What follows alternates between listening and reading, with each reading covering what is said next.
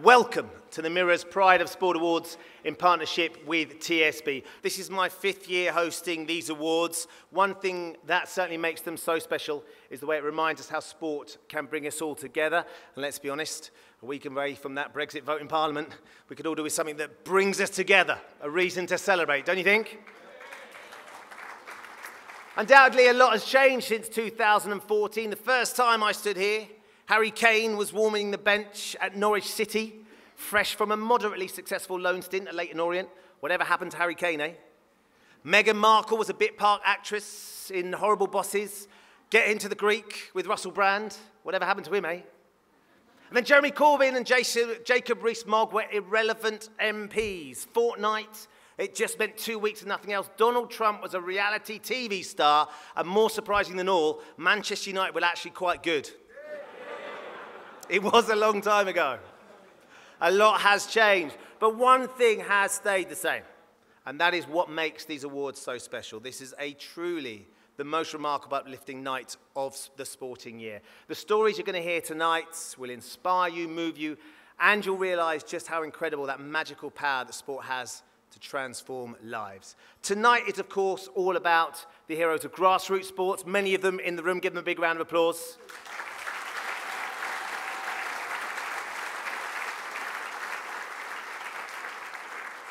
But as usual, we're here to celebrate some of our elite sportsmen and women as well who inspire those grassroots sports. They were themselves grassroots heroes, and it's wonderful to see so many of them in the room tonight. If I name check them all, we'd have no time for the awards. But we do have World Cup winners, gold medalists, world champions, record breakers, international stars and legends, and Chris Kamara in the room. All of whom have given us spine-tingling moments in the nation's sporting history, and Cammy undoubtedly is one of those people as well. Of course, there's the odd sporting legend who sadly can't be with us today. Harry Redknapp has sent his apologies because, of course, he's busy down under in the jungle. Has anybody been enjoying Harry in the jungle? Harry doing an amazing job. There was some concern before Harry went in of how he would cope, surrounded by lizards, snakes, and creepy crawlies. I wasn't worried, though. He spent his life dealing with football agents. He's going to be feeling very at home. He is finding one aspect a little bit worrying, though, a little bit tough, as I'm sure you've noticed, to be away from your loved ones. Harry's been in there 2 weeks. It's the longest he's been separated from Nico Cranshaw. But of course, made me laugh. But of course, Harry is doing brilliantly, isn't he? He's going to be our champion, king of the jungle. And after all those years eating jellied eels and cockles, those bush tucker trials are a breeze. I don't know if you've tried the jelly eels, but ain't nothing like a kangaroo anus. Enough from me, though, because one thing I know Harry would be absolutely delighted about is the fact that the Pride of Sport is here for another year, celebrating all you incredible men and women who, up and down the country, are making a massive difference to the world of sport. So, let's get on with our first winner. She is someone whose determination and dedication and drive are simply awe-inspiring. Let's find out a little bit about her. Kiko really was very ill. She had a number of times that she came into our intensive care, stayed here for some considerable periods of time, and also had life-saving surgery. I was diagnosed with Cushing's disease, which is caused by a pituitary tumour. Your pituitary gland is up there and controls all the hormones of your body. The list of symptoms, I had end-stage diabetes, had psychosis, mania, memory loss, insomnia, muscle wasting, osteoporosis, bloating in my face, and I had about 3 double gins, bruising, skin thinning, and various other bits and pieces. We, had to look after her in the most sort of extreme perioperative phase of her care when she was most at risk. My name's Kiko Matthews, and earlier this year in March I became the fastest woman to sail over the Atlantic. I would think, how the hell have you ended up in this situation? It is like 20 foot in the middle of this vast ocean. Never rowed before, never been to sea. So there's very little option of quitting and getting off. You just get in the boat and then you've got to row. And that's what I did for 12 hours a day for 49 days. Just 9 months before achieving this incredible feat of crossing the Atlantic and breaking the world record, she was in a hospital bed. It's an incredible feat, an incredible achievement from her perspective to have had that kind of surgery, needing that kind of treatment, and then getting on very soon afterwards and carrying out such an incredible physical challenge. 3,284 miles in 49 days, 7 hours and 15 minutes, which was a week faster than the previous record. And I've raised over £115,000 for Kings.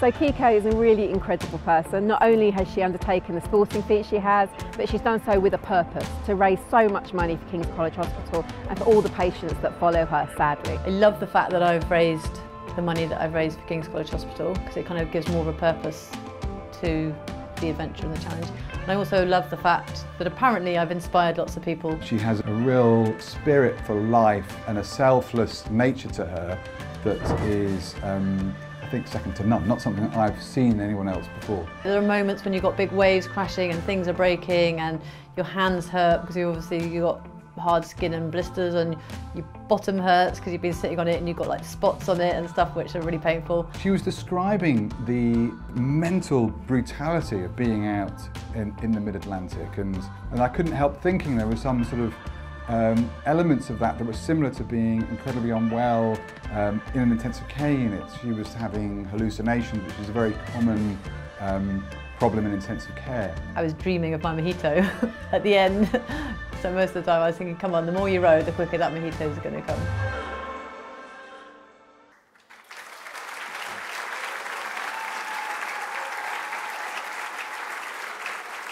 I told you she was amazing, and she truly is. Ladies and gentlemen, please welcome the awesome Kiko Matthews.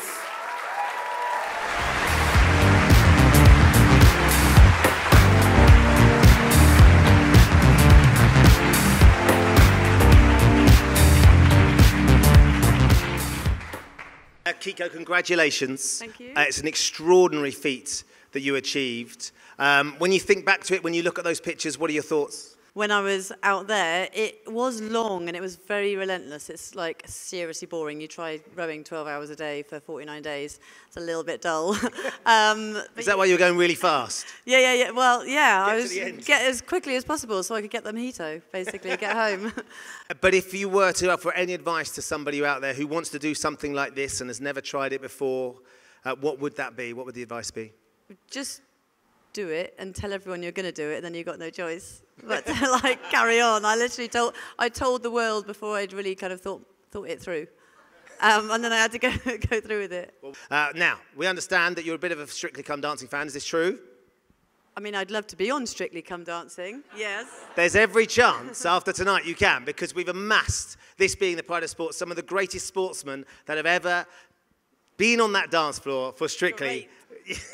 Please welcome up to the stage Olympic champions, world record holders, Mark Foster, Greg Rutherford, and of course, from the most recent series, yes, Graham Swan. Woo!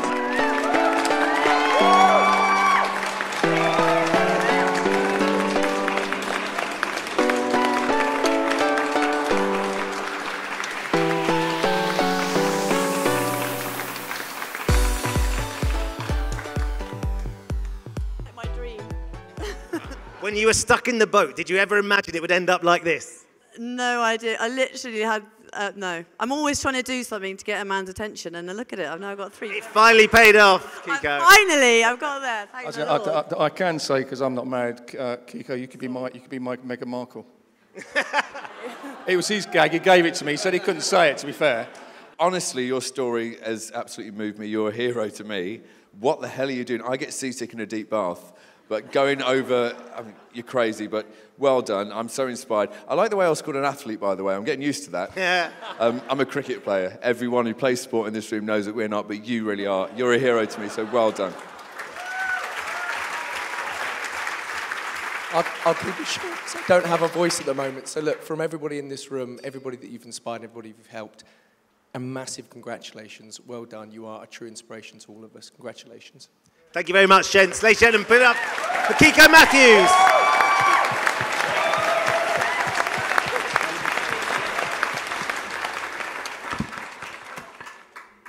Our next award is for Young Fundraiser of the Year. Now, I've got an 11-year-old son. I'm sure many of you got children. And trying to get any of my kids to commit to anything longer than a game of Fortnite is just impossible. The lad you're about to meet has taken on a charity challenge lasting 501 days. And he hasn't missed a single day. Here's his story. I'm Bo McKee, I am 11 years old. I am running 3 or more miles every day of 2018. Because he's so young, a year is a long time to try and envisage running every single day, but he just takes it a day at a time and he just cracks through it. He just gets on with it really, he likes running for Macmillan, he likes helping people, and at the end of the day that's all he really wants to do. We've ran every single day. At the beginning of the year, the weather was absolutely horrendous. There was snow, ice, driving hail in his face, and it went from that to when we ran in Zante, it was 37 degrees. Just a little bit of heat, bring water on board, you'll be fine. On the school residential, we were up at 5:45 in the morning running the empty streets of York. He was back before his friends were. He's fantastic. When I see young people and children raising money, you just think, wow, that really is incredible. And often it's because they've had a personal experience themselves, or a friend or a family member has had an experience. It's important to me to run every day for those with cancer, because everybody has a cancer story. My granddad had cancer, and my dad started raising money with Macmillan because he knew that feeling. Today, Bo has raised an incredible £20,000 for Macmillan. That is £20,000 that we will put towards helping people living with cancer, like Bo's grandfather. Every day that we run, I say a word to Bo, and Bo gives me the meaning of it. It's a Latin word. We say resurgam, which translates to I shall rise again. When you're tired and you really, really want to just give up, it makes you just pick yourself up and carry on. As a family, we're all absolutely proud of him. I don't think words do justice how proud we are. He puts a smile on my face every single day. I'm really proud of my brother, Bill. Thank you for helping us raise money so that we can help more people. You are fantastic and you should be so proud of yourself.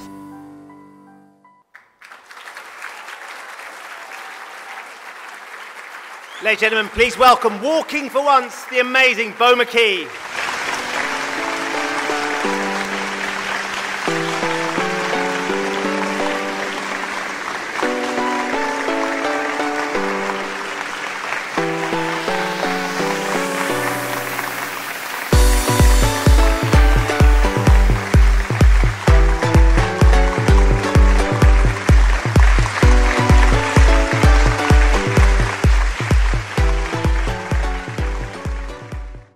Wow, Bo, goodness me, how are you feeling right now?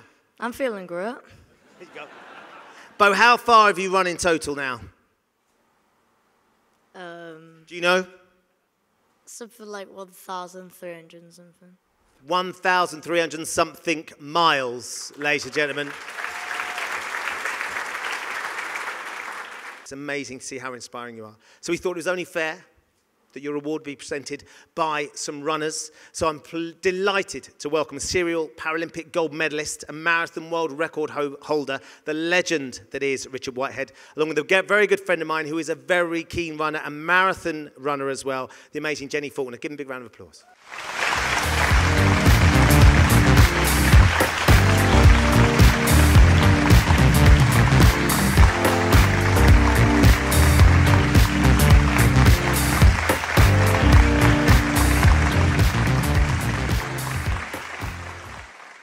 What you do is amazing, to go every single day, because there are days when you just can't be bothered and you're like, it's a bit wet. Or you were on holiday, weren't you? It was like 35 degrees. Yeah, we were in Greece, Zante, and it was dead hot. But me and my dad, after 2 miles, we got an ice cream. Well, I did. I don't know. I love that. I don't know about my dad, but I did. That's where we're going wrong, Jen. An ice cream on the way round. A little ice cream. Well done. You are amazing. There's a player who wanted to be here tonight to give you this award. Unfortunately, they couldn't make it, but they still wanted to send their congratulations. It is Liverpool and England World Cup defender Trent Alexander-Arnold. He's got this message for you. Here you go. Hi, Bo. Congratulations on winning Young Fundraiser of the Year. Sorry I can't be there to present you with this amazing award. but I've heard all about the good work that you've been doing, and hopefully you'll keep it up. As for that, we'd like to invite you to Liverpool one day to come down and meet the team, meet the teammates, meet the manager, and have a really good day. Keep up the good work and have an amazing night. There you go. How does that sound? Meeting the team, the Liverpool team? Really good. Amazing. Nothing less than you deserve, Bo. It's been an absolute pleasure to meet you. Jenny, Richard, thank you very much. Now then, our next award is for inspirational performance. We were searching for an elite sportsman or woman whose world-class achievements in 2018 inspired millions of people watching at home. I think it's fair to say when England set off for the World Cup in Russia in June, few pundits gave them any chance of making the impression that they ended up doing. But Gareth Southgate's young team defied all expectations, as Lloyd was saying earlier, and made England's first World Cup semi-final for 28 years, or would you believe it, before most of them were actually born. I bet that's going to make you feel old. But we all loved England's youthful sense of adventure, fair play, their total lack of fear. They even won a penalty shootout, for heaven's sake. But leading them from the front was a man who has become the embodiment of Gareth Southgate's England. He also became the first Englishman to win the World Cup Golden Boot since Gary Lineker back in 1990. Our inspirational performance winner is England's Captain Marvel, Harry Kane. Harry Kane is England's priceless gem! Him and him again! And England strike first! His boot is golden. Well, first worked with Harry with the under-21s, so we knew we had an outstanding goal scorer. He understands his role, he understands what he's good at, and he's got a fantastic mindset to be a top player, and those are the elements that he brings to the group, that you know his preparation will be right, his professionalism will be right. And the whole group respect him for the way he carries himself. The likes of Harry just go around the tables at meal times, talking to different people, making those young players feel that they're comfortable in our environment, and keeping the standards high, making sure that that other players don't allow their standards to drop. But I think we've got an environment where all of the players make new players welcome. We talked a lot as a group of players about making our own history. Maguire, what a goal that is! John Stones with it! England make the breakthrough. It's 2-0. It's emphatic from Harry Kane. Only the third English player to score a hat-trick at a World Cup finals. The headlines will be about England and about Harry Kane. Trippier's outswinger. Maguire, Kane has stolen it at the death. That's what he's there for. Chilwell delivers. Low and awkward, and in from Harry Kane. And England have turned it around from relegation bound to group leaders. A pile of English joy.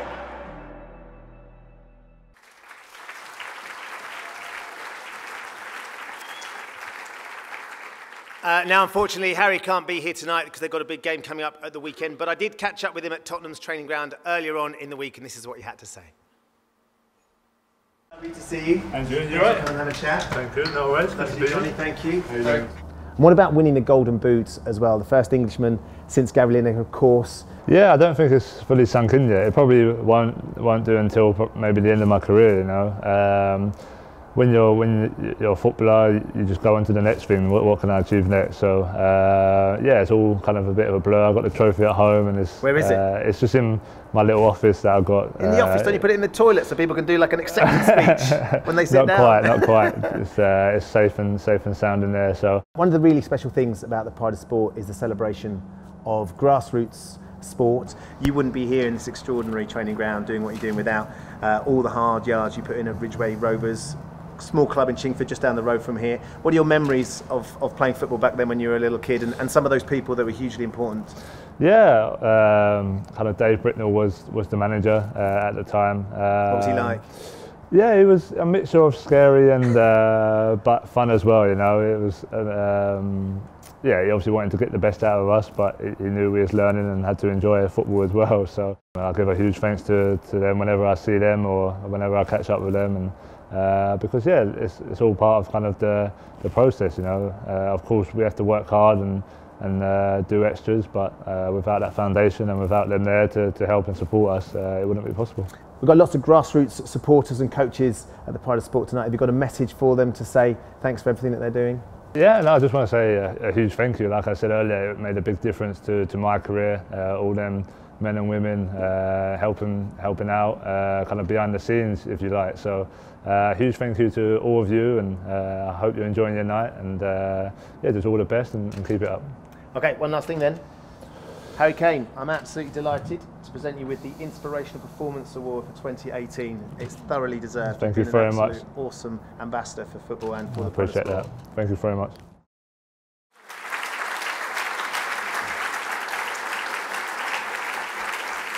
Now, as you heard in there, Harry was talking about how important grassroots sport is. Every England player has their own grassroots hero as a kid. Parents who drove them to training, cheered them from the touchline, coaches who gave up their time to nurture their talent, volunteers who ran clubs, and of course, washed the kit. Tonight, we're delighted to honour them all with a special recognition award for England's grassroots. So representing all those volunteers and coaches, it is the Ridgeway Rovers coach, Harry told us about Dave Bicknell, along with from Fletcher Moss Rangers in Manchester, where Danny Welbeck, Marcus Rashford and Jesse Lingard all started out, their development officer and chairman Dave Horrocks, and on behalf of the England players, parents and relatives, please welcome to the stage Kyle Walker's mum and dad, Tracy and Michael.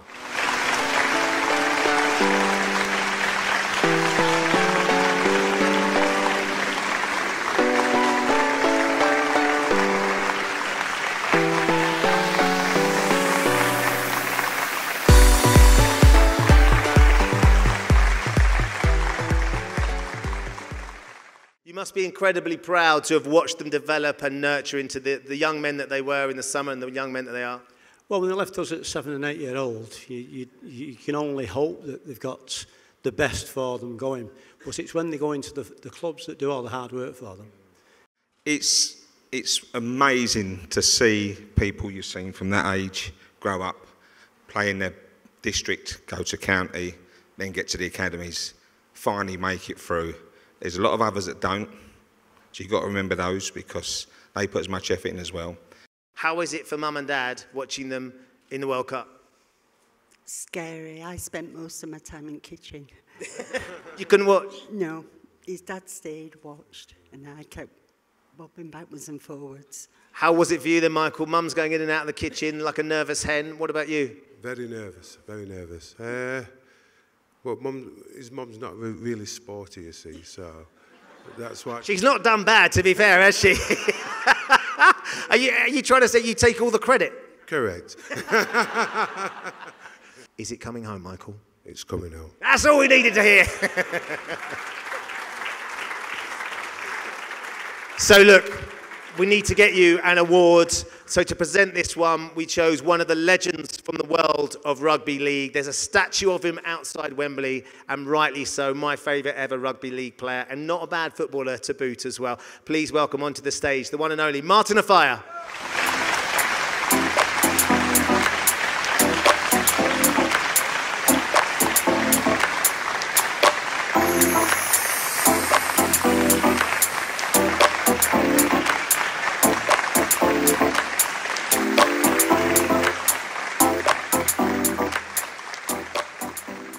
It's a great honour to present this award.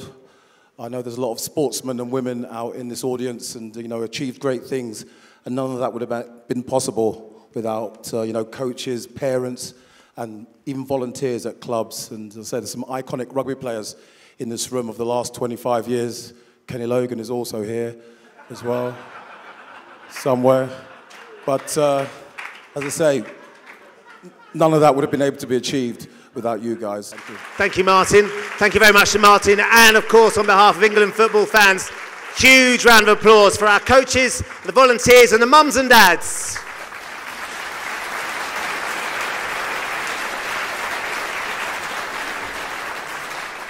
Next award is for the Young Sportsperson of the Year, a young person who has the potential to compete at the highest level in the future. Now, our winner tonight is already one step ahead of that. She has already represented her country at the Commonwealth Games when she was, get this, just 11 years old. She is truly remarkable. Here's her story. I love table tennis. It's everything to me and I play it mostly every day. I started at the age of 5 playing and I went to Commonwealth Games at the age of 11, which is the youngest person ever to compete. It's just amazing that Anna represented Wales at the age of 11. I can't even imagine it. At 11, I was probably doing my paper round and playing with Lego. But to compete at a Commonwealth Games is mind-blowing. What she's achieved already is huge. When I found out, I was really happy but nervous at the same time. It was so big and there was loads of stars. When I first went on that table, I was really nervous, but I kind of just went out there and had fun and tried my best.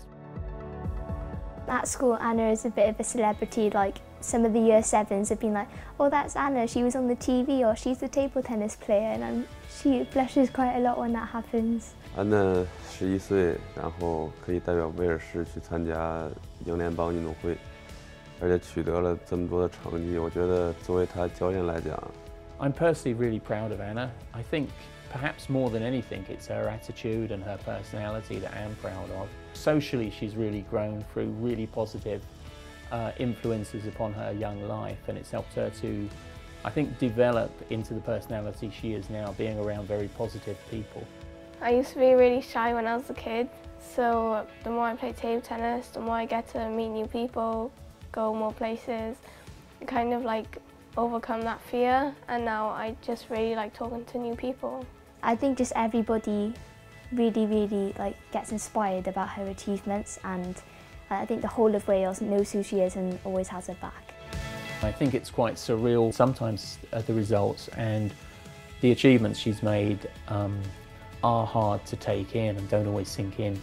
I think the fact that Anna's gone to a Commonwealth Games already at such a young age, it just sets her up brilliantly for the future. Definitely European Championships, World Championships and the Olympic Games. My next step is Olympics. I don't know when, but hopefully I do get there. Please welcome the astonishing Anna Hersey.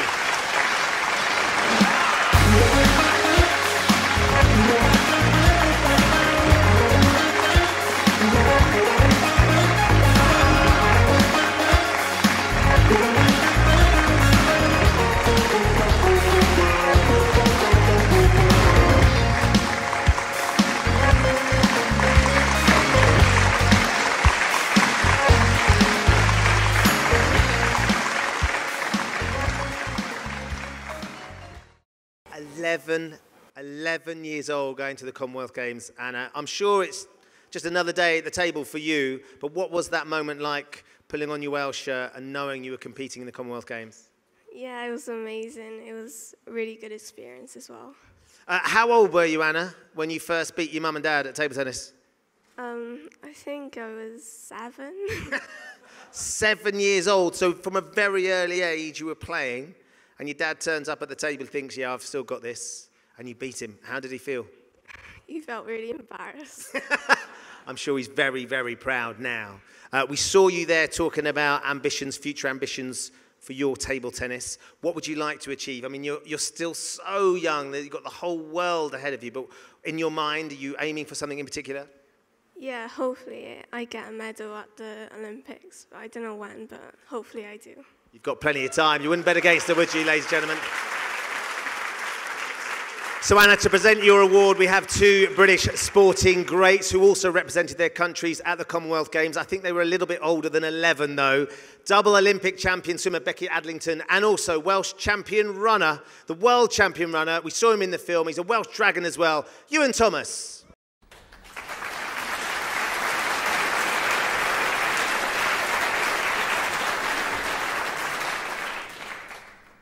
I know I said it in the film, but I've just got to say, 11 years old, that is unbelievable. My first Commonwealth Games, I was still at university, I was 20. I didn't know where to look. I was sharing a room with Jamie Ball. She was going, oh, have you seen all the Australian swimmers? They're well fit. And I was walking around and we were eating steak for breakfast, 24/7 food. And I just couldn't really even comprehend or take in just how vast the Commonwealth Games was. But to be 11... And I think the most exciting thing for everyone in this room is that we're just seeing the start of your journey. And we all get to say that we were here just when you accepted your award, when we see you win that Olympic medal. We will be thrilled when that happens. Becky Ewan, thank you very much. Ladies and gentlemen, Anna Hersey.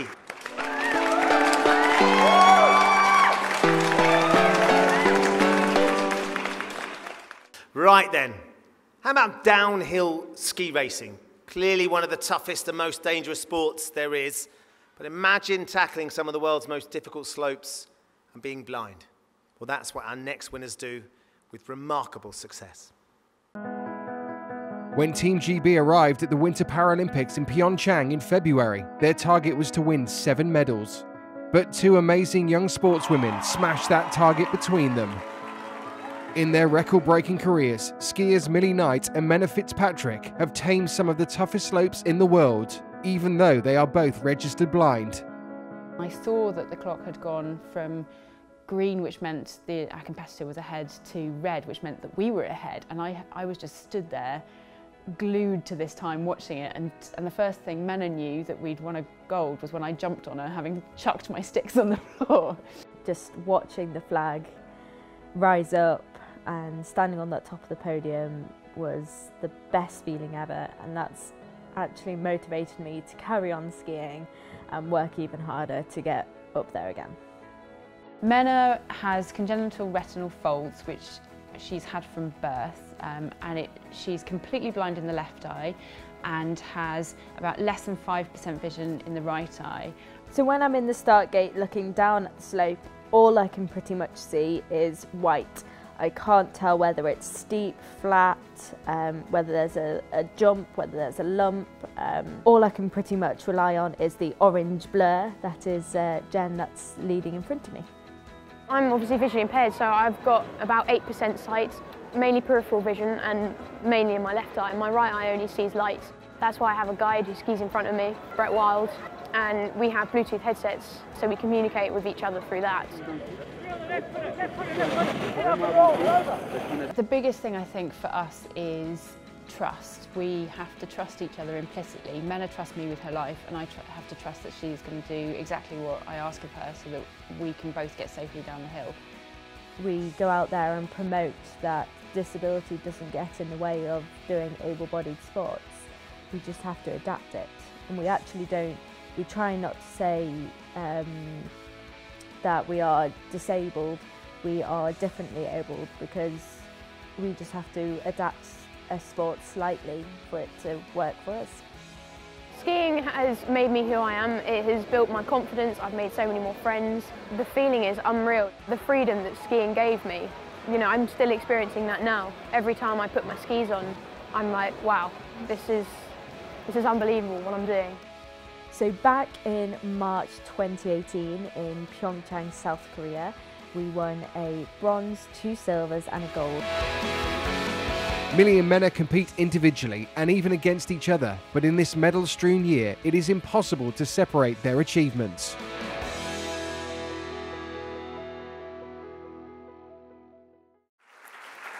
So unfortunately, Millie and Menna can't be here tonight. They need to train, and sadly, the skiing conditions in London just aren't as good as Italy at this time of year, apparently. But this is what happened when we caught up with them earlier this week. Hi, it's Menna and Jen. We're out in Italy training at the moment, so we're really sorry we can't join you for the awards this evening. We hope you have a wonderful evening, and we are so delighted to have won this Disability Sportsperson of the Year. So thank you so much, everyone who voted for us. Hi there, my name's Millie Knight. I'm a 3-time Paralympic medalist and downhill world champion, and this is my guide, Brett Wild.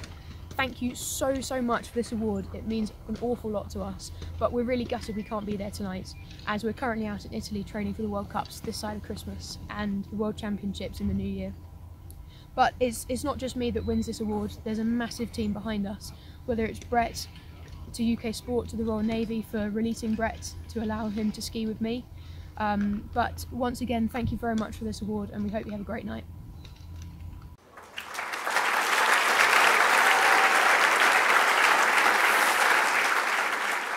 Now, our next award is for the TSB Community Partner, someone who goes the extra mile to help the people around them. The winner of this award is a man who spotted a way to improve the lives of children and teenagers in his area and let nothing stop him from achieving it. Let's find out more.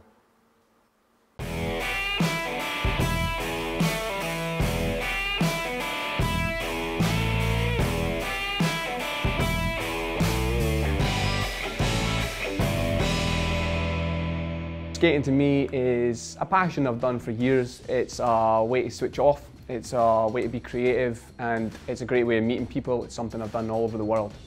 You know, our capital city at this point in Scotland didn't have a large public skate park or anywhere near me, and it was like, you know what, I need to go and do something about this. I can't just keep, you know, moaning about things. I've got to go and do it. I found there was a lot of people who were kind of fragmented in Kelso, and for various reasons. Maybe they were just a sport they hadn't found a love with, or they'd never grown up with it, or maybe it was parents that their kids, they found it hard to get them out, or there was a lot of people my age and older who had done these things years ago and kind of stopped and just given up. And I thought, you know, it would be awesome to get these folk together, like see if we can, you know, bring it back again and see what we can do with it. Ali's got great charisma. He's well known in the town. Loads of ideas, and instead of just procrastinating about the ideas, he actually gets things done. It's given me a confidence in the fact that if you just really put your mind to something and keep putting one foot in front of the other, you will complete what you started out to complete. I think it's always important to celebrate what young people do for the town and what they put back into the town, and that's why Ali is very much a role model. Ali's really inspirational because he gives a lot of encouragement. He helps us with new tricks and skills. He's like quite a big person. He's like a king. This is a community project in every sense of the word. When I started it starts in here, but when you put it out there, it becomes everybody's idea, it becomes everybody's dream, you know, and that is the key thing in a community project. So in total, the skate park project would have raised just under £250,000. It was just unreal, the effort and the kind of pools of money that came together to, you know, make it happen. It was phenomenal. I can't thank all those people enough. Without the people around me, whether they're donating, you know, £1 in my bucket when I'm standing in the street, or they're sharing my videos on Facebook, or they're actually down there with me with a shovel, so the whole surrounding region got involved and just kind of made it happen. I remember one of the earliest days of the park opening, we had a 69-year-old grandfather down there with his 3-year-old grandson, and he skated and he had his little grandson on one of those balance bikes. And that to me was a moment where I was like, this is what it's about. Some of our young people, it really has ignited their passion and has an opportunity for some of them to go, make new friends, but also learn that new skill and be outside, because for a lot of them now, for teenagers, it's very much about being inside, playing computer games. So any opportunity they have to be out and about is great. Ali's a really cool guy. He is a very cool guy with a very cool beard. The bearded ninja, ladies and gentlemen, Ali Hay!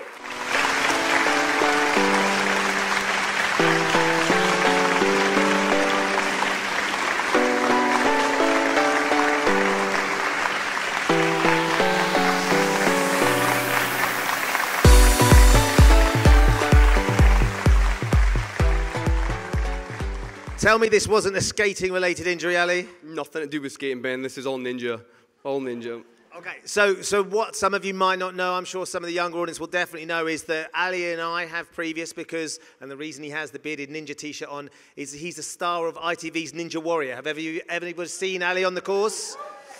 So explain a little bit, Ali, what you did to your foot. I've snapped my Achilles, yeah. Won the competition, but snapped my Achilles. That's all right then. We're all right. But didn't you snap your Achilles after you'd won the competition? You were just showing off. I think so. It was demos. It was demo time, and we had a bit of filming to do. So yeah, snapped it. Okay, look. Let's talk a little bit about the skate park, Ali, because we know what you do on Ninja Warrior, and we didn't really know much about what you'd done for your local community. Just what sort of a difference has it made to the community up there in Kelso? You know, it's one of those things that when an area lacks it so much, and you feel it needs it, it's so hard to prove it because it doesn't exist. It's not there. So by, creating it, it's, that old saying, if you build it, they'll come. It was very much like that. And it's such an outlet for so many people, young, old. It's a place for the elderly residents who live next door, who come and sit, they watch, they enjoy it. There's just so much community there. It's very much a family-orientated place, but also it's a place where these people can practice their sports. And it's an outlet they didn't have.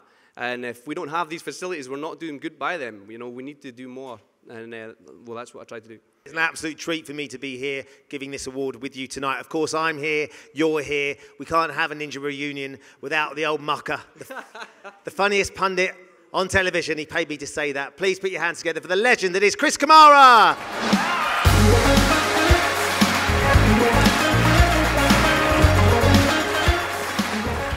The beard to be feared. That's what we nicknamed him. It was absolutely magnificent. Cammy's the tash on the lash, usually. That's what tends to happen. I says to Ben tonight, I said, did you know he did all this community work? He went, yeah. So I said, well, why have we never mentioned it at Ninja Warrior? So come on, why have we never mentioned it? Well, the reason I know is because one of us does a bit of homework and the other one just turns up and wings it. But also because... Which one do you think that is? The real reason as well is, of course, when you're at Ninja Warrior, you're doing the other part of your job. You're a personal trainer. You keep yourself very fit as well. That's something you're very passionate about as well, isn't it? Yeah, I mean, the part of the skate park as well is these sports really do instill discipline. You have to be at it to get good at these sports. And any form of getting our young people, and people like myself and older, fit and active in their community is what it's all about, you know. And Ninja Warrior is something for me I love, and I love it to inspire as many people, whether they've got asthma like myself or whatever it may be. But the skate park was something I grew up needing. There was a lot of people that could have went far in life, and they didn't because of, you know, what happened. And a lot of them down went tracks, you know, that they didn't come back from. And I know if they had that facility there, they would have got to maybe somewhere where these young guys might go today. And I'm hoping we get some Olympians out there, because skating's going to be in the next Olympics. So let's hope we get some guys out there, you know. Well, we all want to do good things in our life, that's one thing for certain, but if the community in Kelso are listening, it's got to be the Ali Hay Kelso skate park, hasn't it? Yeah, absolutely. The Ninja skate park, don't you think? We'll get that there at some point. You've taught all sorts of people to do all sorts of things. One big question for you though, Ali. Could you get Cammy up the warp wall? Oh, I could get you up there, mate. There you go, there's a challenge. Who'd like to see Cammy try and do the warped wall? There's some stairs round the back, don't worry. Cammy, we're very proud of him, aren't we? Would you like to present him with the award? I certainly would. Well done, Ali. Top stuff.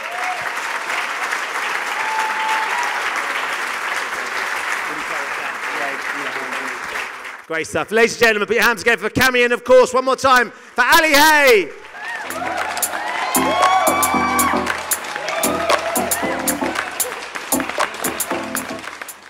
Time to meet another one of tonight's amazing young people. Our next winner had the toughest start in life imaginable, but through sport and her own incredible spirit and drive, she has achieved some truly remarkable things. I was carrying 3 babies, I had triplets, and then at 24 weeks I just went into spontaneous labour, and we were told that actually they only had about a 20% chance of survival. And at 10 days Ryan unfortunately lost his fight. I think the hardest thing was having to go through that and then having to go back into the hospital because we still had Luke and Olivia. 2 days later, Luke was blue lighted to Great Ormond Street and spent 10 months in Great Ormond Street, and then sadly lost his fight as well. We lost Luke and Ryan, and of course Olivia from that day on as really we look upon her as, you know, she smiles for all 3 of them. We had a review with Olivia, and all they said was that she's not sitting as she should be, she's not holding her head how she should be, and I was the one that said she has cerebral palsy.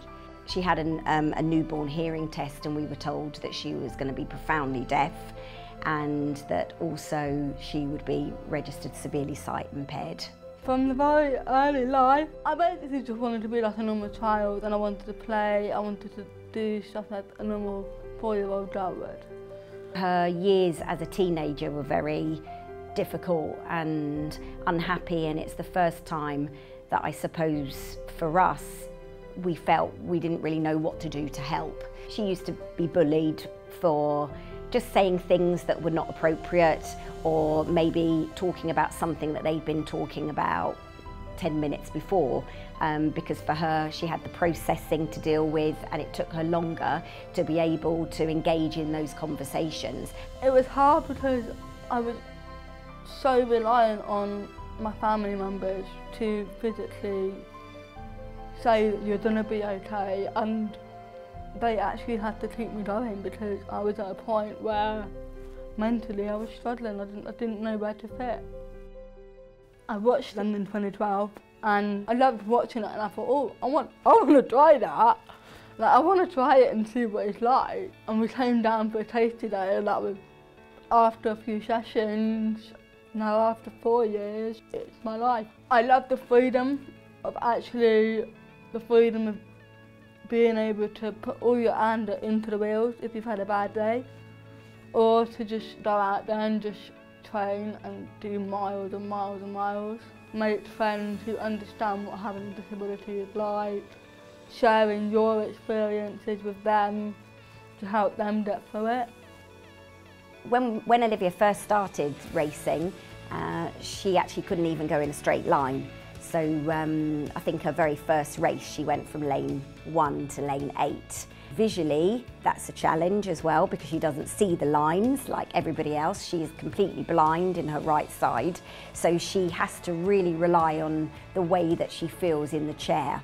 I thought we've got a challenge here, but where she's so strong-minded and the willpower I've never seen in any other disabled person in my career.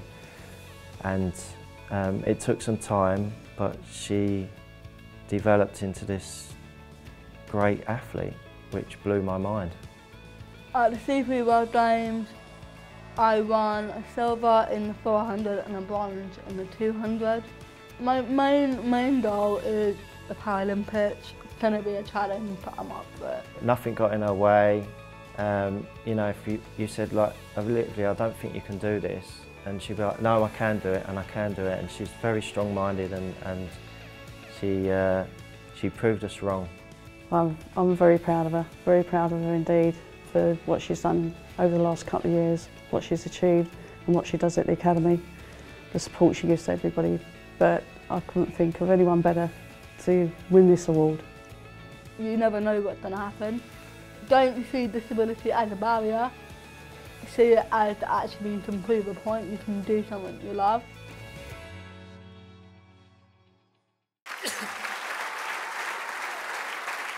Just remarkable. Ladies and gentlemen, Olivia Gallagher.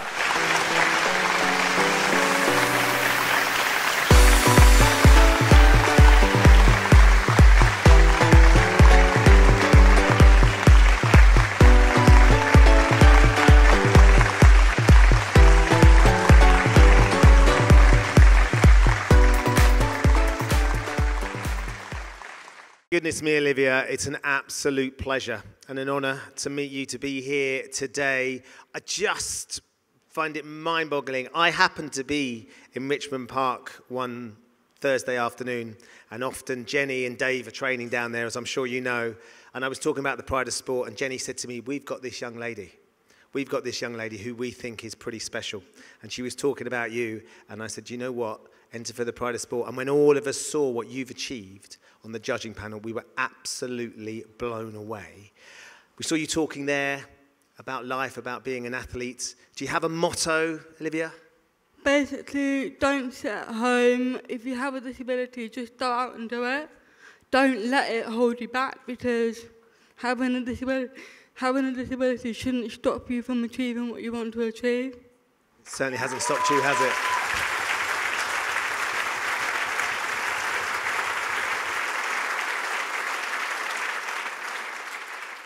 So to present Olivia her award, we have one of Britain's finest athletes, Paralympic athletes, and one of your favourite reality show stars as well. Please welcome, from Love Island and the West End, actress Amber Davis, and 5-time Paralympic champion, 10-time world champion, the holder of 4 track world records. It is the Hurricane Hannah Cockcroft.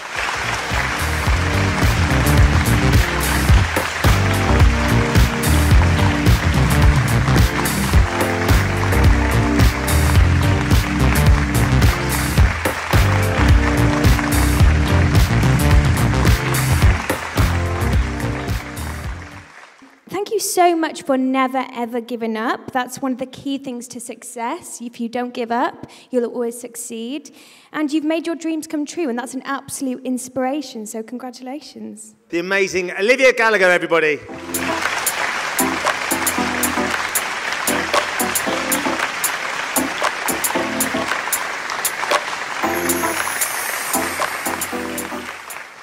Now, I'm sure many of you in the room have run a marathon. You know just how tough it is to drag your body 26.2 miles. But just imagine this for me. Shh. Just imagine this for me. Running 7 marathons in 7 days on 7 continents. Well, that's what our next winners did, but that's not the whole story. When soldiers Luke Wigman and Ibi Ali suffered devastating injuries serving on the front line, they owed a debt of gratitude to men and women at the Defence and National Rehabilitation Centre who helped rebuild their shattered bodies. My military background started in 2004, and it was in 2007 that I was deployed out in Iraq. So I served in the Royal Air Force Regiment. I did 2 tours of Afghanistan. On my second tour, I was a few steps into this compound. I stepped on this IED. I was injured by a roadside bomb that took off my right arm in 2007. It all happens in slow motion. I just remember hitting the floor and catching a glimpse down at my legs and realising that I was the one that stepped on this device. I was with a team of 12 soldiers and we were in a vehicle patrol. Sadly, my driver was killed, I lost my right arm, and one of the young soldiers in the back lost his right leg. After they recovered, Luke and Ibi were determined to give something back and help other injured troops. So post-injury, it was important for me to make the most of my life, and a big part of my life was my training and my running. So really I took it upon myself to do everything I've always wanted to do, whether that's run a marathon at the North Pole, Antarctica, or even 7 marathons on 7 continents in 7 days. The World Marathon Challenge came about by me first meeting Luke. Life got difficult after that. It would have been so much easier had I not have ever met Ibi. They took on one of the most gruelling challenges in world sport, 7 marathons on 7 continents in 7 days, to raise money for a new state-of-the-art forces rehab centre. It's not just a matter of the physical side of it, it's the sleep deprivation, the travelling and everything else that goes with it. The most challenging of the marathons for myself was Dubai. I think it must have hit about 30-35 degrees plus, and 4 days previous to that we'd been in Antarctica and it was -20. The fact that they've not only achieved the physical challenge but the mental strength and the focus and that they had to get to there and to complete the whole week whilst raising money for such an incredible cause. They're both very special. The just shy of £1 million that we helped to raise has gone straight to the Defence and National Rehabilitation Centre. It is basically a bespoke centre that has been designed by clinicians rather than architects, and to give servicemen and women that have gone through trauma or illness the best chance to succeed in life. This was a big fundraising target, to put it mildly. They have been inspirational to an exceptional degree and have had a correspondingly exceptional effect upon the fundraising for this extraordinary programme. It's something him and Ibi are really passionate about, and I think that's what really drove them to do so well in the challenge. I think knowing that that was the reason they were doing it, to raise funds for the new facility, which I've seen myself is fantastic. I hope that the things that I've achieved with my life kind of shows you that there's no stopping you. You can achieve it too, and you can make the most of your life, but only you can make it happen.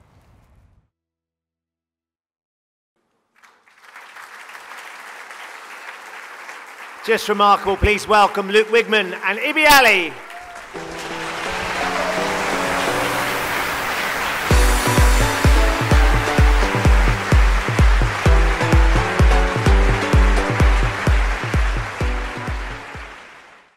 Now, I've done a couple of endurance marathon challenges, but we need some sort of inspiration here. 7 continents, 7 marathons, 7 days, some of them very hot and sandy. How do you cope with the chafing?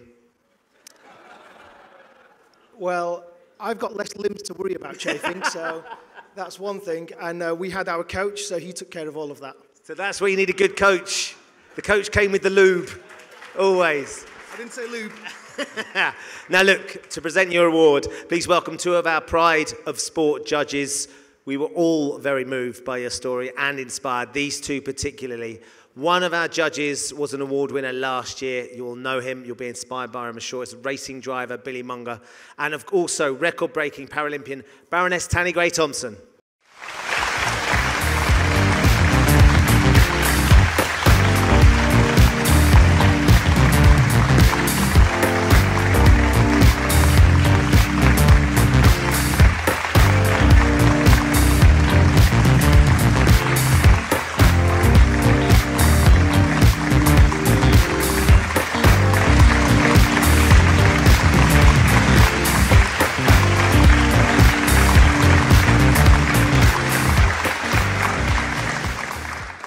Now, one of the things Pride of Sport winners teach us is that sport is much more than about just winning and losing. Of course, sport can change lives, and our next winner is absolute proof of that.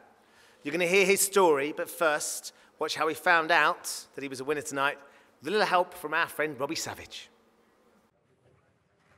I'm here at Saturday Morning Savage and our studio guests are just arriving. What they don't know is that one of them is in for a big surprise this morning. Bobby Kasanga is the founder of Hackney Wick FC. He turned his own life around after leaving prison and built an amazing community football club. He thinks he's here to watch the show, but we've got other ideas. Oh, love it. Back to winning ways, 3-0. Robbie Savage. Bobby, come over here and join us. So, well played, Bobby, but I've got a little surprise for you. Now you think you're here because your mate won tickets for the show. Well, I'm afraid he's not being entirely honest with you. You're here because I wanted to meet you and give you a little bit of news. I'm delighted to tell you that you've won a Mirror Pride of Sport Award. What you're doing for young people is so amazing, and Bobby, honestly, from the bottom of my heart, congratulations. Well done, Bobby! Well done, Bobby. Well done. Peckham's renowned for sort of gang violence. Growing up, everyone's always aware of the older guys that's involved in gangs, grooming the younger kids, but I guess as a youngster, you sort of look up to these guys because you see them as sort of the heroes of the local area. We used to go Chocadero and do street robberies, and then things just escalated from doing petty street robberies to doing armed robberies. My eureka moment was basically when I got caught for the second time, so maybe 8 months after coming out of prison the first time, I was back in prison again for the same thing. My daughter had been born and I felt I messed up my the early stages of her life, but I need to make sure I'm there for the latter stages. I was released February 24th, 2015. And a month later, that's when I started Hackney Wick Football Club. Well, Hackney Wick engage probably about 250 players locally in playing football every week. It's a community team, so everyone is welcome to come, independently of your qualities, your backgrounds, your race. It doesn't matter who you are, all right? As long as you want to play football, you're more than welcome to come and join us. It's a tool for all the young people around the area to progress in life and to really develop as a human being. So that's what Hackney Wick is. It's a life skill for everyone. It's a life skill project. It's more than football. You have to actually give back to your community. So you have to actually volunteer. So the players who first start the football club with me, they have to subscribe to volunteering once a month to local causes. Whether that was raising funds or helping in the local marathon, handing out waters and drinks on the sideline. We used to go around helping, elderly people that are really feeling kind of like lonely. The main one he has is the Wickers Charity, which is an anti-knife organisation trying to educate young local youths the obvious reasons why not to get involved with knife crime. Especially with the spate of knife crime that's been going on recently, some of these kids are scared. They're scared to sort of walk the streets at night, they're scared to engage, but we give them a new social circle for them to hang around with, give them guidance, give them pathways into employment, give them pathways into hobbies. There's different avenues that we're helping them with. He's an inspiration to everyone and an example to everyone who wants to build something for the young people and for the young people themselves. They're keeping the boys and the girls off the streets and helping their parents come somewhere to enjoy instead of being at home or on the streets. Bobby, he's a good guy. I looked up to him since I met him. I knew he'd come from a rough background and he just taught me not to get in them situations, and I just aspire to be like him when I'm older. We know his past and he's told us there's different paths, and no matter where you come from, you can achieve something.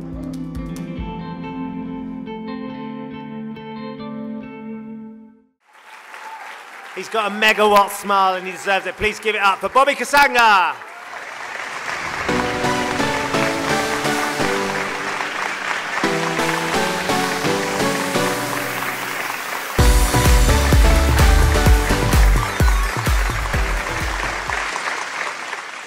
we are seeing, I mean, the Mirror's front page yesterday or this morning was a young boy outside of school with a 10-inch blade. We're seeing a proliferation in knife crime in and around this country. How much of a difference do clubs like yours make to give those young men particularly an opportunity to do something with their lives and take up that spare time? I mean, it's cliche, but honestly, give them something to do and they'll go out and do it. So we know it's not just football. If we're honest, most of the kids who come to our football team will probably never make it as footballers, and that's the honest truth. However, we know that football is a catchment that brings them there. So once they're there, what other pathways can we get them to, be it coding, graphic design, different parts of education, get them to employabilities, and that's what we try to do. The football's the catalyst, isn't it, for something much more important. Well, look, now I'm told, Bobby, and this struck me as particularly strange, seeing as you're a Hackney boy, you're actually a Blackburn fan, is that right? Yes, correct. I can't imagine there's many in Hackney. How on earth did you end up supporting Blackburn? I'm originally from Peckham, actually, but yeah, that's probably the same. But well, okay, sorry, I forgot. Peckham's a massive hotbed for Blackburn fans. Silly me. It's actually quite a funny story. So I started liking football when I was maybe in year 2, year 3. My older brother supported Man United, and I wanted to support United. He said, no, you can't support Man United. And Blackburn were the team's second. So I started supporting Blackburn. And then the following season, we actually won the Premier League, so yeah. They won the Premier League. Who's laughing now, eh? Well, look, someone who couldn't be here tonight, but did want to send you a very special message particularly. He is Blackburn's Premier League winning manager. Come over here, because I know you're going to want to watch this, Bobby. It's a message from Sir Kenny Dalglish. Hi, Bobby.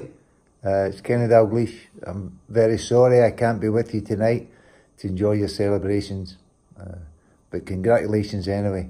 But even although I couldn't be there, I thought it would be very inappropriate if I didn't send you a message. Everyone who looks up to people needs a leader, and you, Bobby, today have been a fantastic leader. Let's hope your success continues. You can be hugely proud of what you achieved. So congratulations, have a great night, and I'm just sorry I couldn't be there. So look, from one football hero, we've got two to present your award. Please welcome Chelsea and England striker, current PFA Women's Player of the Year, Fran Kirby, and fellow East Londoner from West Ham, Spurs and England, striker Jermaine Defoe.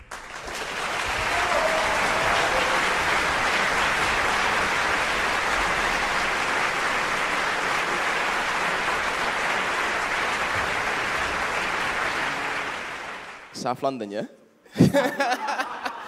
No, an amazing story, to be honest. I can only imagine what you've been through. And to come out on the other side and do something so constructive with your life is never easy. I'm so proud to be here, and I'm humbled to give you this award. So well done.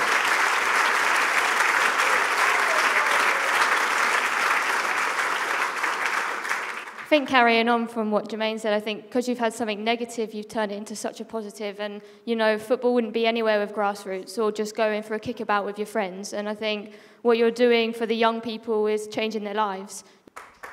Thank you, Fran. If you'd like to hand Bobby his award. Our special recognition winner, Bobby Kasanga, ladies and gentlemen.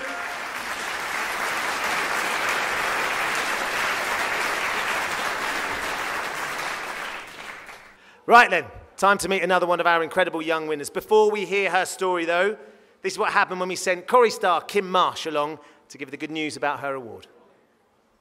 I'm here to surprise a very special young lady who has won a Pride of Sport award. Bethan Owen runs karate classes for young carers, and she'll know all about what challenges they face because she's actually a young carer herself, and she helps to take care of her mum who has severe epilepsy. Bethan's actually in there taking a class right now, and she has no idea that we're about to burst in and surprise her. Let's go.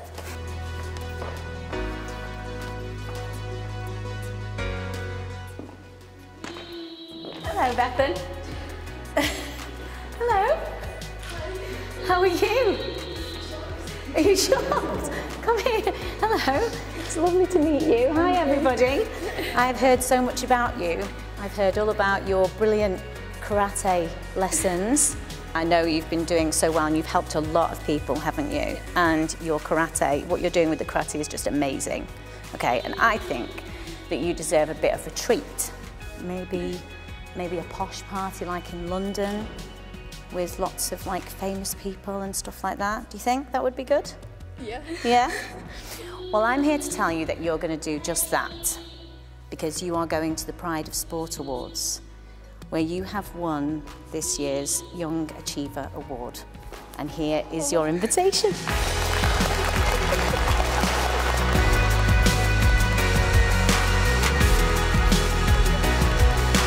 Thought we'd taken a nice group photo, you know, just because it was nice, everyone was there. And then Kim walked through and it was just shock. I'm extremely excited to know that I'm going to be in a room full of celebrities. I've been seeing my mum like how fit since I was little. From as far as I can remember, I've always helped her, always stuck by her side whenever she needed it and just looked after her. When I have my epilepsy and I have my fits, you know, I go unconscious, so sometimes she has to ring an ambulance and, you know, just generally look after me, and because it can take hours and hours for me to sort of get back on my feet. It is really nice to know that, you know, she's got like a shoulder to cry on whenever she's feeling like down, or like even after the fit, like she doesn't really know where she is. So I'm there by her side, you know, supporting her, making sure that she's definitely okay after it. It is hard, but you just, you know, it's just nice as well to like look after your parents.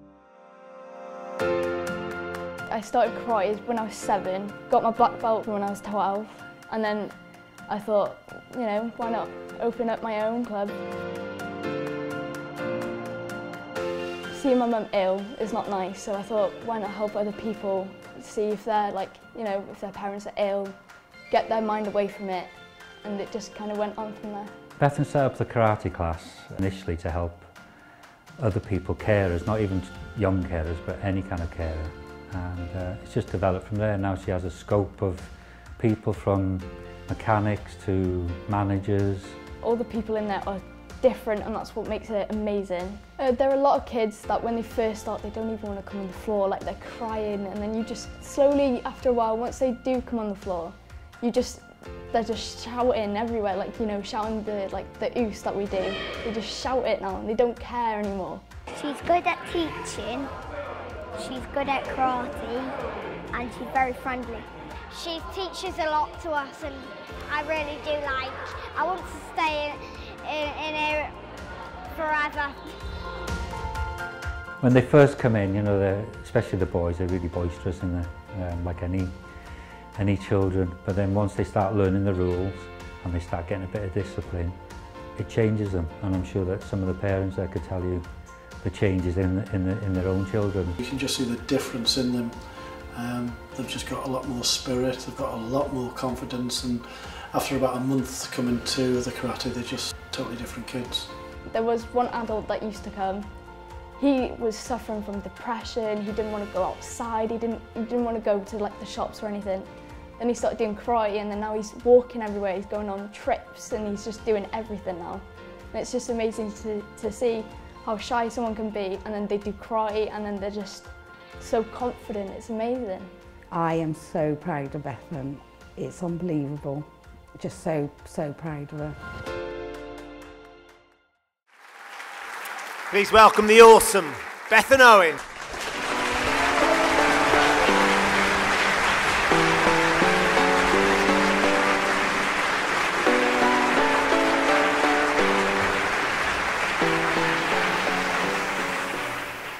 What did you think?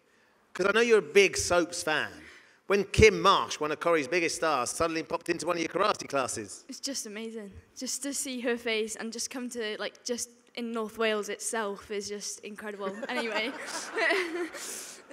She loved being there, trust me. The other thing, though, of course, is all the people in your karate classes, young carers like yourself, that have to go through very difficult everyday circumstances, get this extraordinary benefit from your classes. Did you ever imagine it would become what it's become now? Oh, no, we went from a little hall to now going into that hall, and maybe one day in the future to have my own very own dojo, and then to make more people come, because everyone should be able to learn some sort of skill and to, you know, defend themselves itself, you know. It's just yeah. One of Corrie's biggest stars surprised you with your award, but we've lined up a couple of EastEnders for you. They're having a big night out up west from Albert Square. Please welcome Jake Wigg and Jamie Borthwick.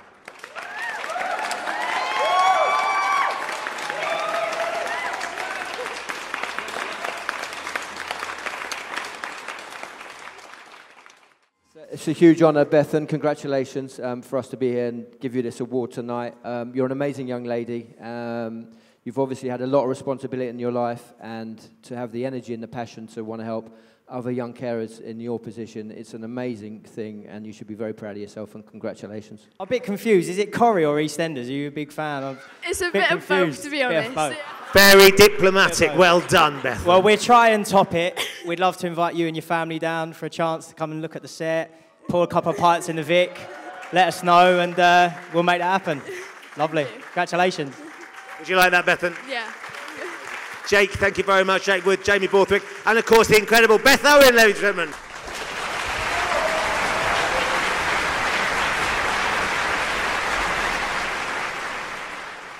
Right, our next award is a special one. This is for Team of the Year, and our winner is a football club that is like no other football club in the world. The players of Sands United have all gone through the worst tragedy any parent can imagine, but they're using football to help and support each other in a way that undoubtedly is going to touch your hearts. So we tried for Neve for about 9 months and then found out that we were expecting. Everything was done, everything was decorated, everything was ready. You're right at the end, you've done that, like the sort of the whole 9 months, and you've grown them, and yeah, you think that, yeah, you don't ever expect to happen what happened. And then the doctor just kind of delivered the news that I'm really sorry, but there's no heartbeat anymore. But I thought that they'd got things wrong, or that I was in some kind of like big horrible nightmare. Felt really surreal. She was perfect. Yeah, she was, yeah. Just because she was born sleeping, we just don't feel any differently towards her. Like when we came out of the hospital, I remember feeling like the world was just this really dark, cruel, horrible place.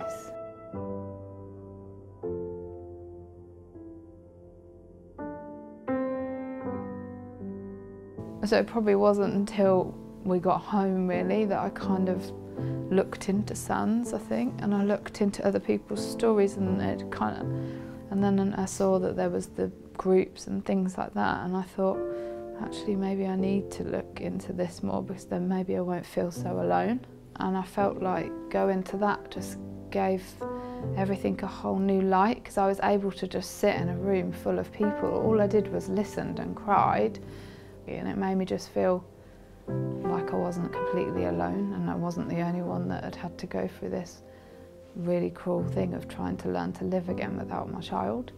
The more we've been going, the more friends we've made, and the more into the charity at our local level we've got into. From going to the groups, the dads groups, I kind of had this epiphany of, why don't I try and put a team of dads together from a charity point of view, and Sands, we would represent pretty much everything they're all about. So yeah, over the course of 6 months and the dads groups and stuff like that, I've managed to build a team. So on the day, I ended up with 17 guys, 15 of which had lost children, 2 of which were very closely related to people that had lost children.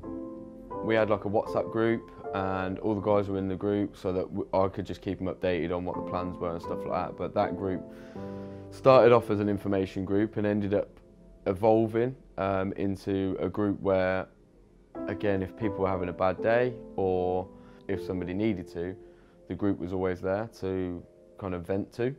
And they had kind of instant access to 15 guys that had all walked in the same boat at various different stages. So it just became a place where people could come and talk openly. It's been emotional. It's been the hardest thing I've ever done and had to go through. Nobody expects to bury their kids before you go. I've had dark thoughts, I've had real big struggles, but if it weren't for this team, I know there's only one way you'd have gone. But this team has been there, put their arms around me, they let you cry, they let you talk about it, and it's just been amazing. So my wife went for a normal checkup on his due date and couldn't find a heartbeat. Rob's done something amazing. He's changed people's lives. Guys aren't normally renowned for sitting around talking, you know, to each other and telling each other how they feel and getting all deep, and give somebody, everybody knows, everybody's, you know, if they want to talk to somebody, everybody's always here, so it's good. They'd made connections with people that they hadn't had access to before, and I'd made connections to people that I hadn't had access to before. So they're not everyday football team. They're just always there for constant in and out support. It's love. That's what it is. It's a family.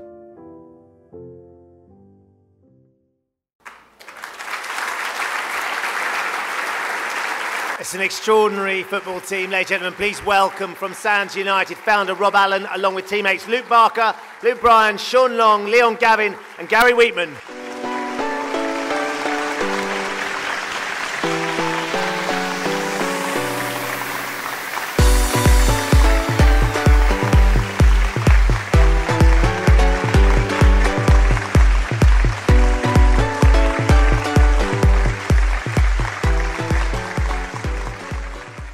How important has it been for all of you to be able to take something that you all love, like football, something that's typically so full of banter and macho nonsense, but turn it into something that is a place for all of you to heal in a way?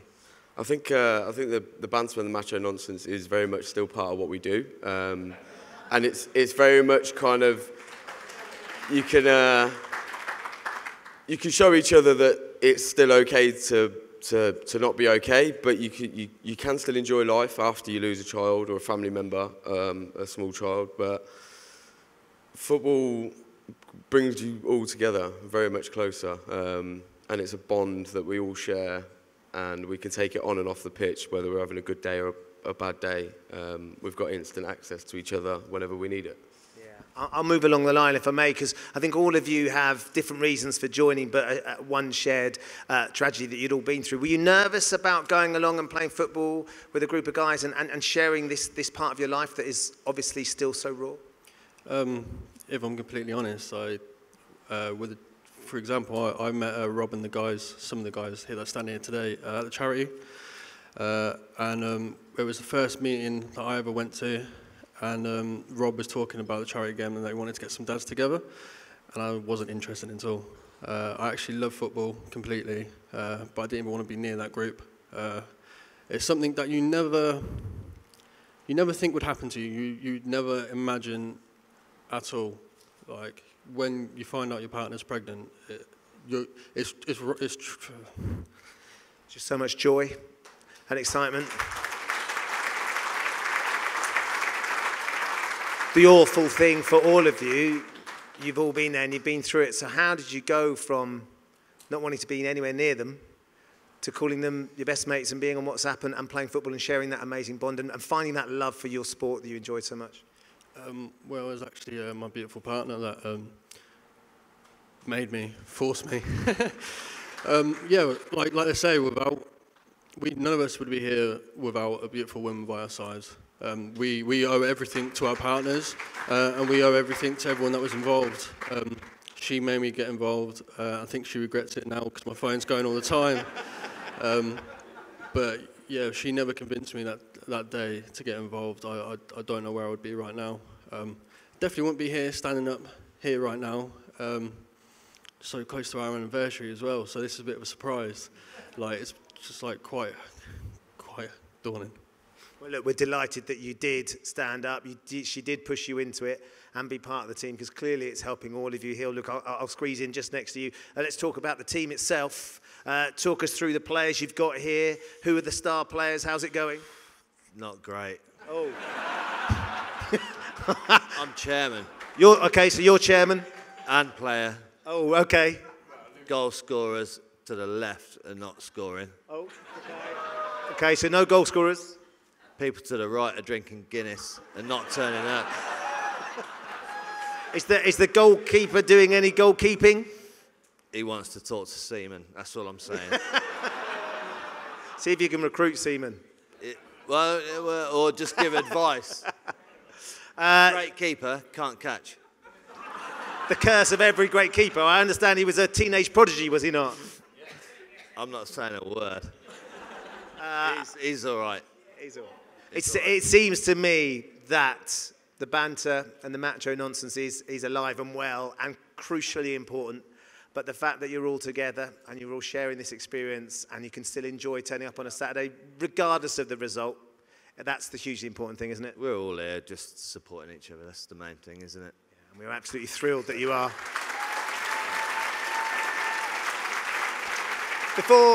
Before we give you your award, there is somebody who couldn't be here tonight, but she's been through a similar tragedy to all of you, and she heard your story, and she wanted to send you a message. If I get you to come over here, guys, just so everybody can see the message that Amanda's got for you. Here you go.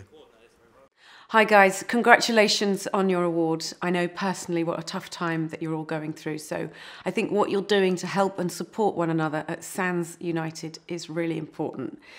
Obviously, the loss of a child is the hardest thing to come to terms with and to talk about. And I think men in particular can find it really hard to open up and deal with their grief. So this is a really inspirational way for you to be there for each other.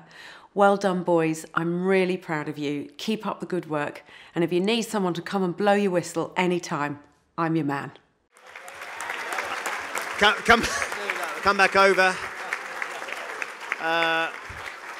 I might come back to the chairman on that point.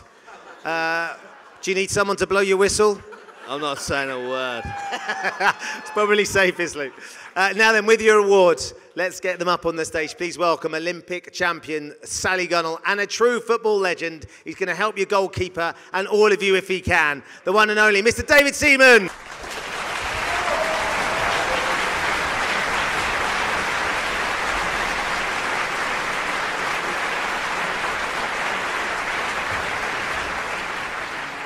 They're incredible, aren't they, Sally? They are incredible. I'll blow your whistle as well if you want. That's okay.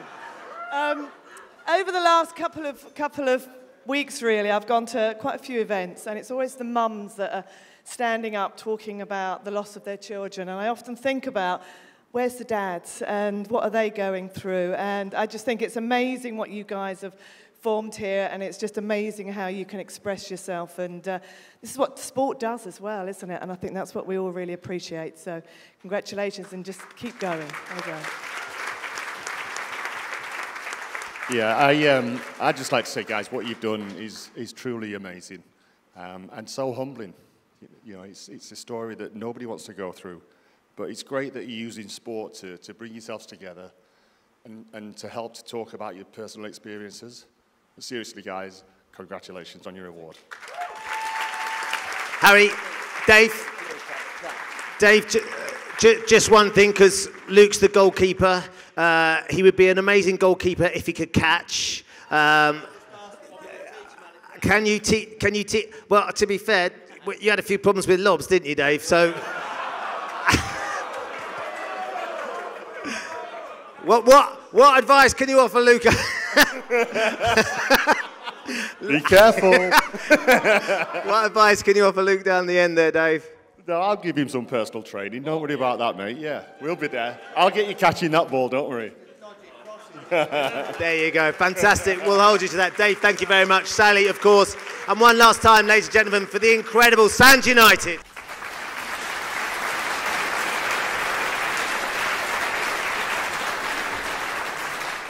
So, ladies and gentlemen, we are coming to our final award of the evening, which is for Lifetime Achievement. And it celebrates someone who has reached the very highest levels of sport, but has also had the impact on lives of others outside sport as well. Now, our winner tonight fits that description and then some. He is one of our greatest ever rugby union players, an ever-present in England's most successful team, an inspirational captain and a true leader. But since he's hanging up his boots and his gum shield, he has raised millions of pounds for charity and undoubtedly has changed the lives of thousands of disadvantaged young people. He's a good friend, and I'm very proud he's getting this award tonight. Ladies and gentlemen, of course, it is the one and only Lawrence Dallaglio.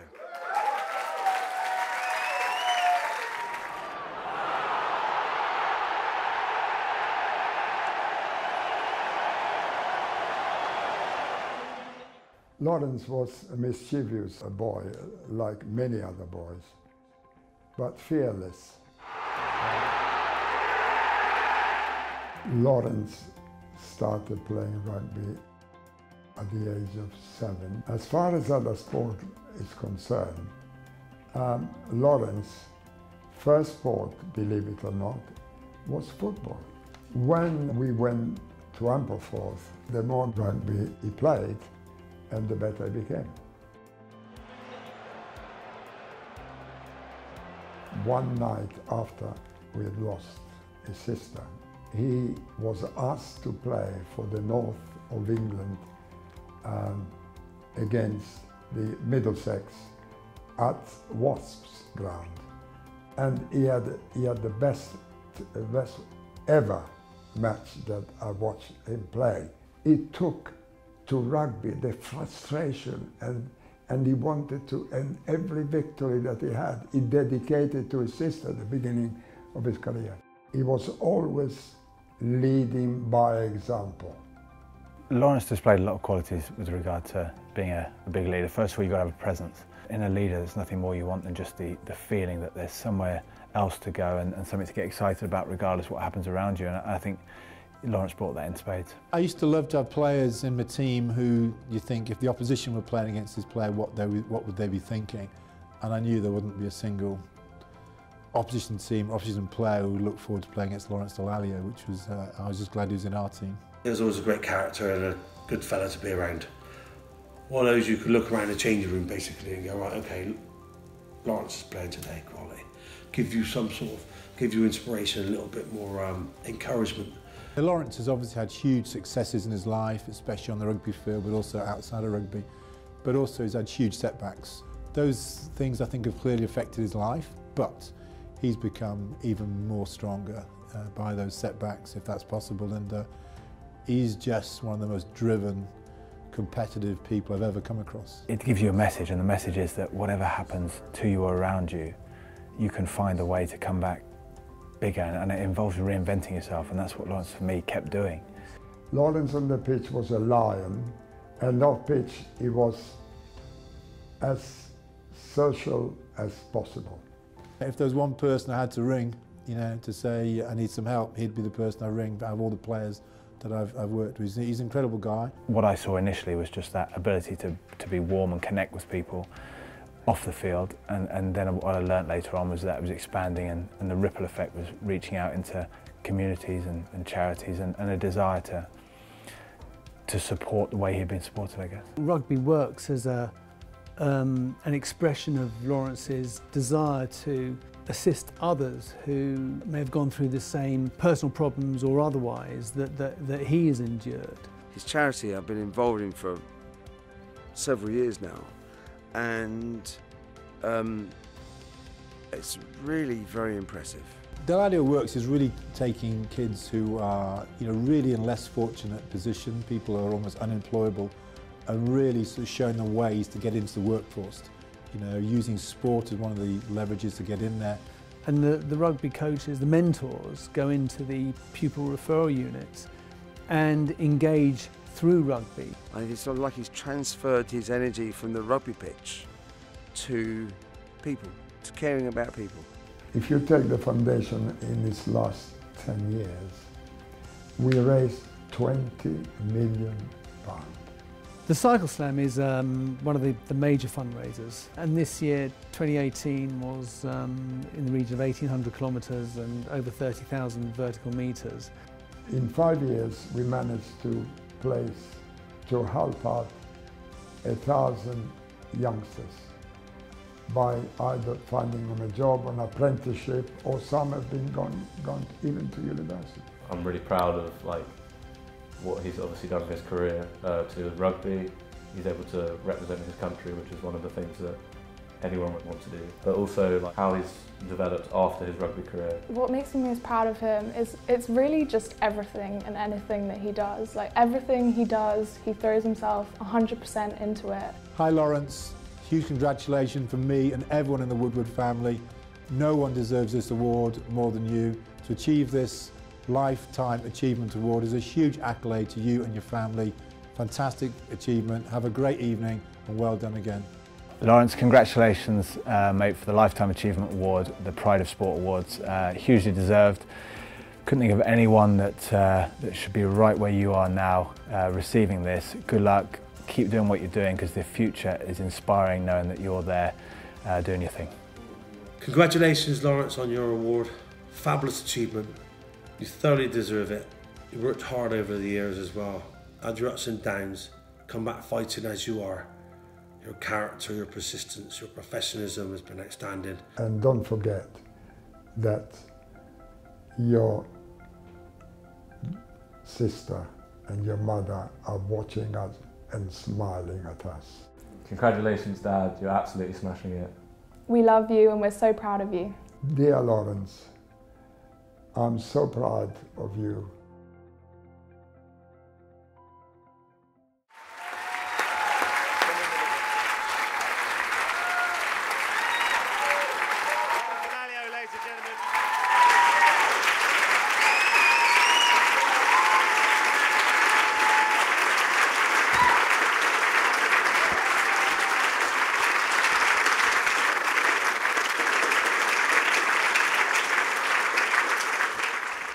I'd just like to firstly say congratulations to everyone who's won awards tonight. It's some amazing stories. Well done to everyone there. You know, the game of rugby is about emotion. Really is. There's nothing like it. You know, when you're in a changing room and you find the right emotional connection. I've got some of my brothers here. You find the right emotional connection with those dudes. It doesn't matter who's next door. They've got no chance. You know what I mean? It's about the right emotional connection. And well, I mean, listen, we got on the helicopter, we went to Afghanistan, and we did it, mate, didn't we? Amazing. It's been an extraordinary thing to be an England rugby fan, to watch you go through your rugby career, Lawrence. But we've worked more closely with your charity, 8 Rocks, with the Dallaglio Foundation. Where did the drive and inspiration come from that? Well, listen, rugby's given us all an amazing, you know, it's given us a lot in our lives, and I think with success comes responsibility to give back. And there's you know, the gap between those who have and don't have in this country is getting larger and larger. You know, there's 12 kids expelled from school every day. Once they're expelled, you know, their chances of success are non-existent. 65% of people in prison have been expelled from school, and they just need help. You know, I mean, I was born into a family where hopefully all of us were, where we got 2 things: unconditional love and just injected with belief every single day. These kids don't have that, okay? And it's important that we give them that. And for me, you know, I would say, you know, I'd ask the question, you know, if you were 14 again and you found yourself in a chaotic situation at home, primary carer in your own house, you know, parents not really doing it for you, not really there, you know, would you want someone to come and help you? Of course you would. So. You know, it's, you know, and that is important. And in the same way that Bobby's used football, you know, rugby has got this amazing ability, you know, to the values of rugby: teamwork, sportsmanship, respect. It's an amazing thing, very powerful, and it's changing people's lives. It is, and you are doing that as well, Lawrence. As your dad said, over £20 million is testament to the difference that you are making. There's been so many extraordinary moments in your career. It's difficult, I'm sure. You get asked a lot, but do you have a highlight? I think the journey that we went on with these guys here. I mean, obviously everyone thinks about that night in Sydney, which was amazing. And obviously, if we didn't win, you know, we'd all be doing a life sentence for murdering the referee that night anyway. So, but everyone remembers that. But it was a journey. You know, we lived in each other's, you know, lives for 6-7 years, and we grew as a team. We got to know each other very well. We didn't always like each other straight away.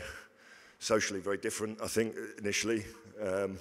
But we bonded, and it's the most amazing experience. Anyone who's played in a team sport, you know, that feeling is incredible. And I think for me, to go from 2000 to 2003 and beat New Zealand, South Africa and Australia 14 times on the spin, home and away, was probably our greatest achievement. Yeah. Oh, we'd kill for that now, wouldn't we? And of course, you know, we saw your kids in the film as well. Sadly, Alice can't be here. She's not feeling very well, but the 2 kids there as well. And you must be incredibly proud when you look at the 2 of them and your dad, who is here with you tonight. Absolutely, yeah. You know, if, my daughter Ella's 21, Josie's there, 19, and Enzo's 17. Amazing kids, absolutely amazing. Somehow, miraculously, they've turned out fantastically well. They are the most beautiful kids. You need to meet Alice, trust me. It all makes sense when you meet her. You know, and it could have been so different because your dad was saying your first sport was football. Well, I mean, we all want to play football, really, don't we? Let's be honest. Yeah. But, you know, if you're not good enough, you end up playing rugby, don't you, really? and if you can't catch, then you end up rowing, don't you, really? So, OK, Lawrence, let's get your award up and introduce the people that are going to be giving it to you. You have inspired, as we heard from some of your teammates there, everyone you have played alongside. So to present your award, we have some of your former teammates who were determined that they would like to pay tribute to you. I'm a bit nervous about this, to be honest. Please welcome, from Wasps, former teammate Kenny Logan and your fellow World Cup winners, Mike Tyndall, Jason Leonard and the captain, Martin Johnson.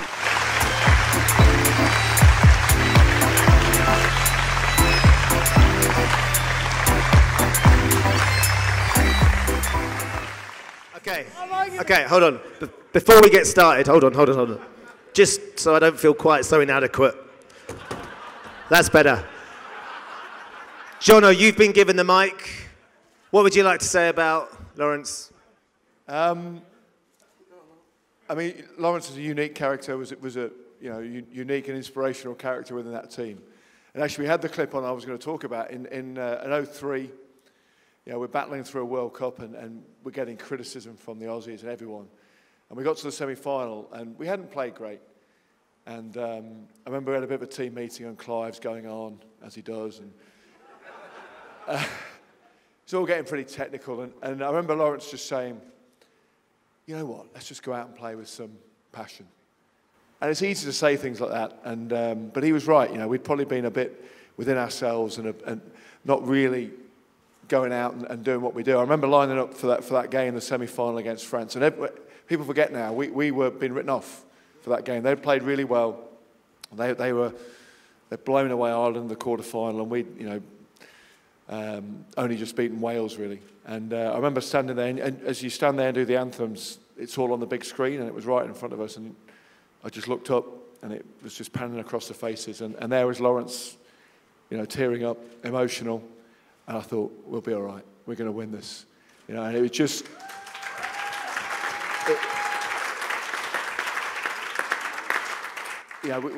we had a team full of great players, all different, but sometimes you do need that little bit of passion, as Lawrence said, that emotion, and for us to show it. And I think he led the way that night with that, and, the rest is history. Jace, you played with him over many years as well. I'd imagine you've had many interesting encounters along the way. Any that you can share with us? Okay, Kenny. No, not really.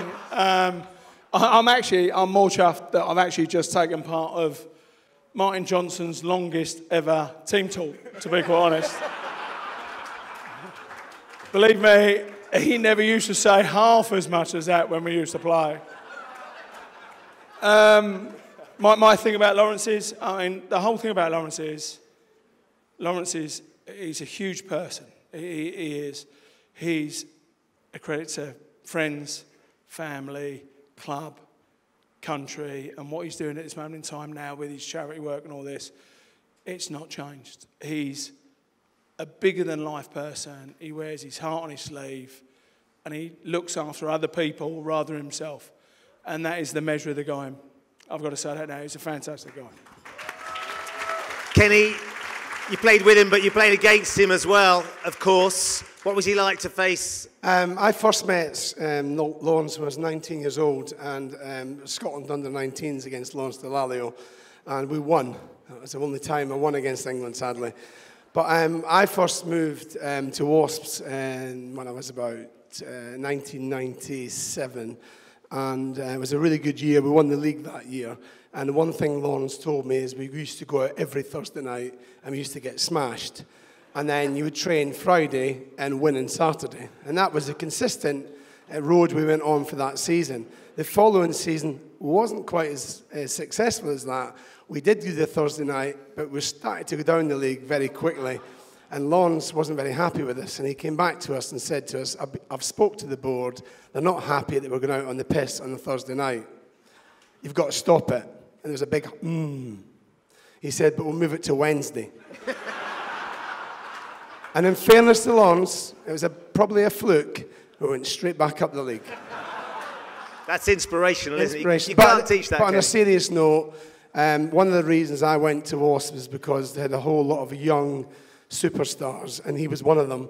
And I was a bit older than Lawrence by maybe 2 years, 1 year, whatever it is. You look a bit older now, to be fair, Law. Now you've lost the whole lot. Anyway,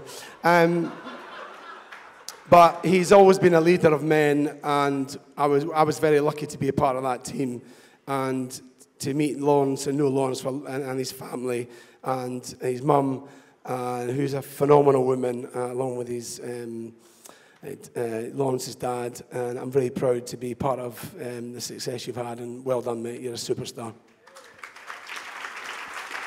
Final word to you, Tins. Do I have to follow that? That's quite emotional.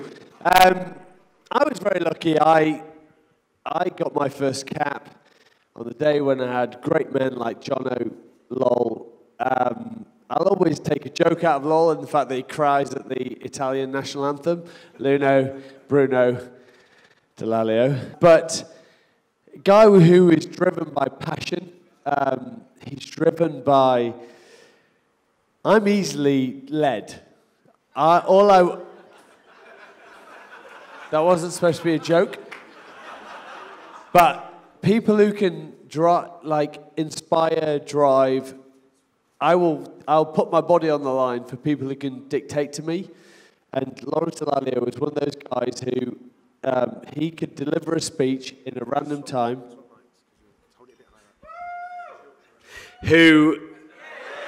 Oh, you couldn't hear me. Oh, you couldn't hear me. I'll start again. Lawrence is a twat. Did you not get that? Oh. Lawrence Delalio is, for me, I made... Your mic technique is hopeless. Is this really that difficult? That's why I'm not on TV. I love Lol. Yay, done. He's always inspired me. I've been there since I was 21 years old. Is that okay? Just keep speaking. You didn't do. He's amazing. Like, if anyone could play in a team, you need a leader, and you want someone to deliver a last-minute speech. That's your man. Done. Sorry. Tins. Do you want to give him the prize? Thanks, boys. So, ladies and gentlemen, I think it's best we draw a line under this here. Tins, it's all right. Come on over, Lo. Come on over, everybody. Nailed that speech, Tins, didn't you? It's fucking brilliant. One last time, a lifetime achievement for the Pride of Sport 2018 goes to Lawrence Delalio.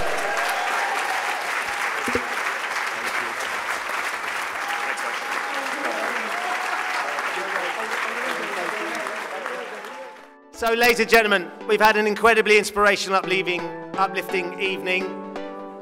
That is down to our very special winners. They make us proud to be British, proud to be involved in sport. We are in awe of the strength of the human spirit. Ladies and gentlemen, I give you the Pride of Sport 2018.